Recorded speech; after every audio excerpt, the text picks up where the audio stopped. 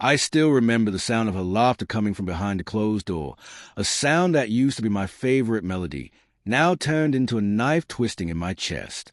"Eli, it's not what you think," she said, stepping out of the study, her phone still glowing in her trembling hand. But I already knew. The way her voice softened when she spoke to him, the sudden silences when I entered the room, the scent of cologne that wasn't mine lingering on her coat, it had all been leading to this moment. "What am I supposed to think, Mia?" I asked, my voice barely a whisper. "You've been distant for months. You sleep on the edge of the bed, you don't look me in the eye, and now, this?" She didn't answer right away. She just looked past me, as if the words hanging between us were too heavy to face. Finally, she said it. "I don't love you anymore, Eli." There it was, the sentence that split my world open. For days, I walked around the house like a ghost, tracing the memories we'd built, her laughter echoing down the hall, the framed photos of our first trip to the coast, the dent in the couch where she used to curl up with her book. Everything was a reminder of what used to be ours. I didn't rage. Not at first. Instead, I folded into silence, trying to make sense of how love could just vanish. We'd built a life together, 10 years of shared dreams, Sunday breakfast, inside jokes that no one else understood. How could she just stop loving me?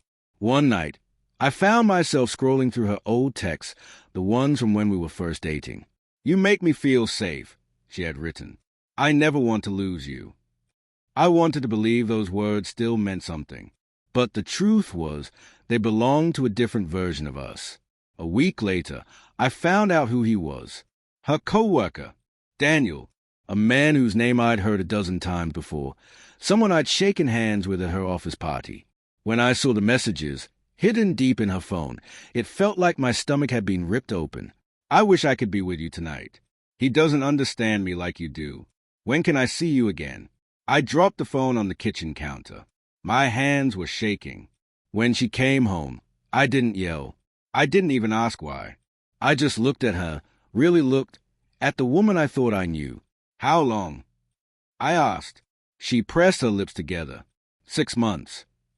6 months. Half a year of living a lie. Half a year of pretending, of kissing me goodnight with someone else's name on her mind. I wanted to hate her, but all I felt was empty. After she left, the house fell into a silence so deep it felt alive. Her absence was louder than any argument we'd ever had.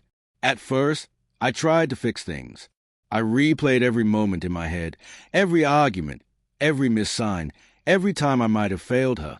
I told myself I could have done more, that maybe if I had worked less, listened more, touched her more gently, she would have stayed. But the truth is, love shouldn't have to beg to be kept. One morning, I stood in front of the mirror, looking at the man she left behind.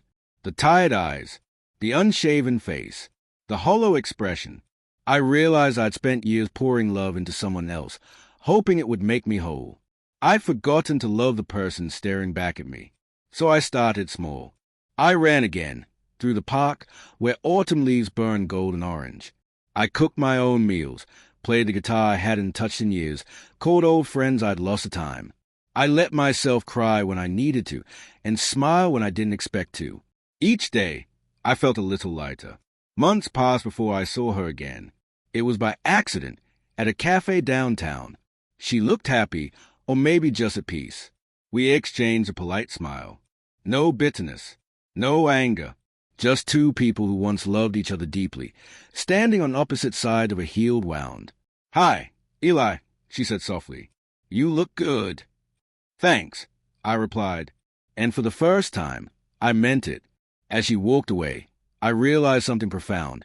Her betrayal had shattered me, yes, but in the wreckage, I'd found myself again. She said she didn't love me anymore, so I started loving myself instead.